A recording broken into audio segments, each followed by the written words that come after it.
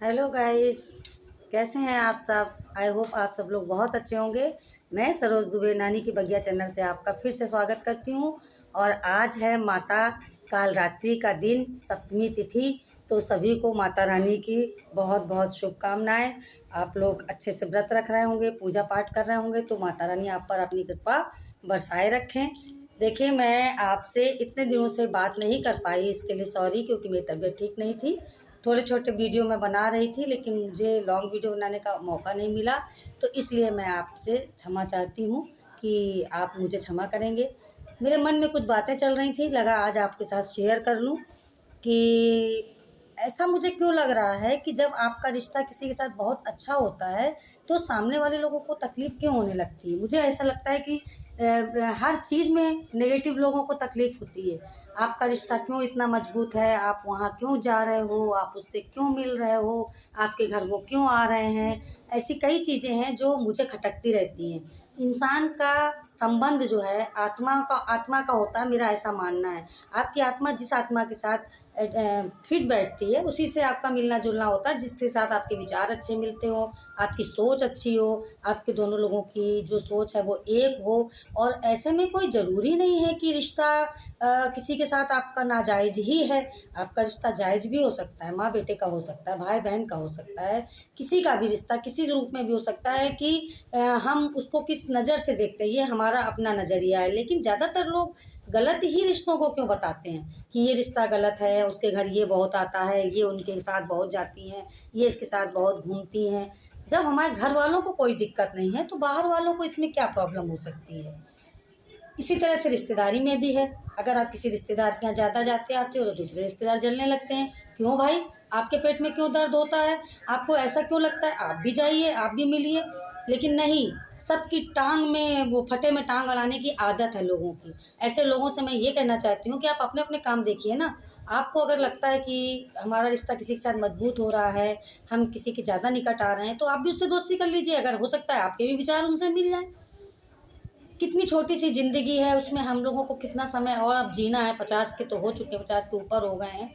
तो इस उम्र में आप मिलते जुलते रहिए, प्यार बांटते रहिए, खुशियाँ बांटते रहिए। ये ना कि अरे वो क्यों मिल रही हैं, उनको किसी से लालच होगा, वो उनसे रुपये पैसे से ले रही होंगी। कोई किसी का, भाई साहब, आज के ज़माने में घर नहीं चलाता है। अपना घर खुद ही चलाना पड़ता है, इंसान को खुद मेहनत करनी पड़ती है। हाँ, एक बात और, कि लोग ये सोचते हैं कि अरे उनको तो पुश्तैनी धन मिल गया होगा, उनके माता पिता सास ससुर का गढ़ा हुआ धन उनको मिल गया होगा, इसलिए वो इतना अच्छा जीवन। आप ये क्यों नहीं कबूल करते हो कि आपसे ज़्यादा मेहनत उस इंसान ने की है। एक इंसान अगर मेहनत करता है तो वो ज़मीन से खोद के कुआं निकाल लेता है कुएं से पानी निकाल लेता है, पूरे गांव की प्यास बुझाता है। तो क्या एक औरत या एक मर्द अपने घर का, परिवार का खर्चा नहीं चला सकता? लेकिन नहीं, आप लोगों को तो बस ये लगता है कि उसको हराम का मिल गया होगा, इसलिए वो अच्छे कपड़े पहन रही है, अच्छा खा रही है, या किसी की गुलामी करने जा रही है। अरे भैया, कौन आज के ज़माने में किसी का घर चला देता है? लेकिन ये सब चीज़ें हमें बहुत दुख पहुंचाती हैं, और मुझे ऐसा लगता है कि ऐसे लोगों को अपने बारे में सोचना चाहिए, दूसरे के बारे में नहीं सोचना चाहिए। और ख़ास करके रिश्तेदारों की मैं बात कर रही हूँ, जो हमारा घर चलाने नहीं आते, लेकिन ज्ञान देने के लिए, चुगली करने के लिए, दूसरे के मन में भेदभाव डालने के लिए सबसे आगे बने रहते हैं। आप अपनी कुंठा अपने पास रखिए, दूसरे लोगों को आपको ये प्रेषित करने की ज़रूरत नहीं है, क्योंकि माता रानी न्याय करने के लिए बैठी हैं। और कोई नर्क नहीं है, कोई स्वर्ग नहीं है, जो कुछ भी है यहीं पे। और सारे फैसले, घोर कलयुग चल रहा है, इसी जन्म में यहीं हो जाते हैं। इसलिए दूसरों के फटे में टांग मत अड़ाएं, अपना अपना घर देखें, अपना अपना परिवार देखें, अपने अपने बच्चे देखें, बस वही आपके लिए काफ़ी है। और रह गई बात संबंध खराब होने की, या सामने वाले से हमारी लड़ाई करवाने की, या हमारा मनमुटाव कराने की, तो वो जब तक माता रानी नहीं चाहेंगी तब तक नहीं हो सकता। आप लोग जलते रहिए, ऐसे ही जलते रहिए, और जल जल के राख हो जाइए। एक दिन राख ही हो जाएगा, जलने वाला हर व्यक्ति, हर चीज़, हर सामान जल के राख ही हो जाता है। तो इसलिए सोच अच्छी रखिए, पॉजिटिव सोच रखिए, और जलना छोड़ दीजिए। हाथ जोड़ के आपसे विनती है। और मेरे बारे में तो बिल्कुल भी बात मत करिए, कोई भी। आपको अच्छी लगूँ मैं तो मुझसे बात करिए, ना अच्छी लगूँ तो मुझसे दूरी बना लीजिए। मैं किसी पर्सनल एक व्यक्ति की बात नहीं कर रही हूँ, मैं हर उस व्यक्ति की बात कर रही हूँ जो मुझसे परेशान है, या जो मुझे मेरे कारण परेशान रहता है।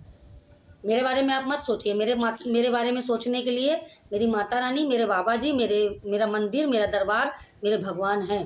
और मैं भगवान पे 100% नहीं, 200, 500, 1000% भरोसा करती हूँ कि भगवान की मर्जी के बगैर एक पत्ता भी नहीं हिलता।